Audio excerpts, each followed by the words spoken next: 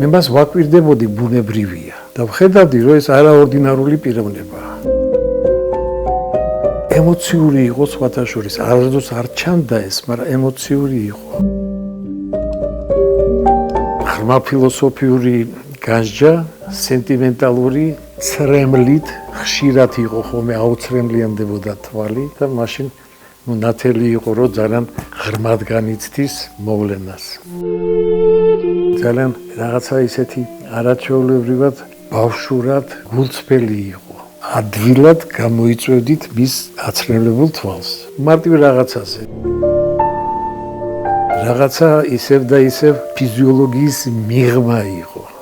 ამ ადამიანში ეს არ იყო ჩვეულებრივი სისტემები, ანატომიური, ფიზიოლოგიური სისტემები, ეს იყო პლუს კიდე სულიერება. მე ამას გადაჭარბების გარეშე ვაბობ, მე მწამს რომ ესე იყო, იმიტომ რომ აქ ხდება მობილიზება რაღაცა დამატებითი რესურსების.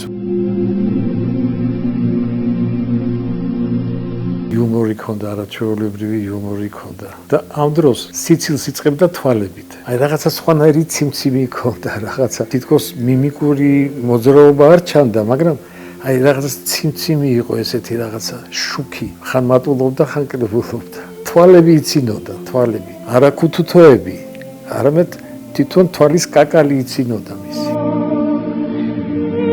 ძალიან ღრმა მოხუცებულობის ასაკამდე ვერ წარმოიდგენთ როგორი ლამაზი და მკვეთრი ნაბიჯი ქონდა. დადიოდა როგორც ნორჩი, როგორც რაღაცა ატლეტი.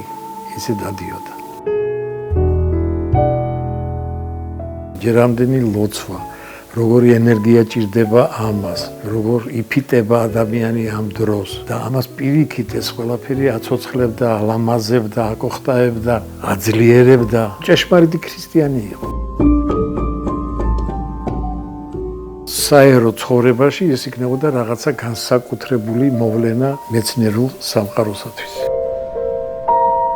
როგორი მეტყველი მზერა ქონდა, აი დუმს, მაგრამ მეტყველებს. მასთან ურთიერთობა ეს ნიშნავს იმას, რომ ის ყოველგვარი ცდელობის გარეშე გავლენას ახდენს შენზე.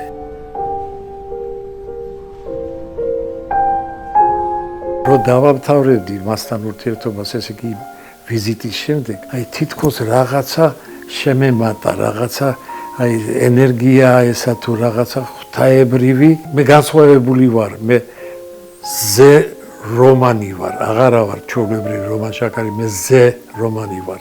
ამის შემდეგ აი ესეთი არ ვიცი ეს ჩემი პროდუქტია თუ მისი გავლენა გიპნოზური ზემოქმედების, არ ვიცი. ეს დარჩა ასევე კითხვის ნიშნით. გაიღო კარი წინ პატრიარქია. გაიღო კარი გამოვიდა. მე რომ მომესმინა, მე გავიცინებდი. და მე დავინახე, რომ მას არ აწვიმდა და მე შევამოწმე და მშრალი იყო. ეს ყველაზე უფრო სუფთა ადამიანური სიღრმეებია, ხო? ლაბირინთებია. ნახეთ, აკადემიკოს რომან შაქარიშვილის მოგონებები უწმინდესისა და უნეტარესის, სრულიად საქართველოს კათოლიკოს პატრიარქის ილია მეორის შესახებ. ფერიკო ბაზიარის საავტორო პროექტში მონაგარი. კვირას საღამოს 8-ზე ტელეკომპანია პულსის ეთერში.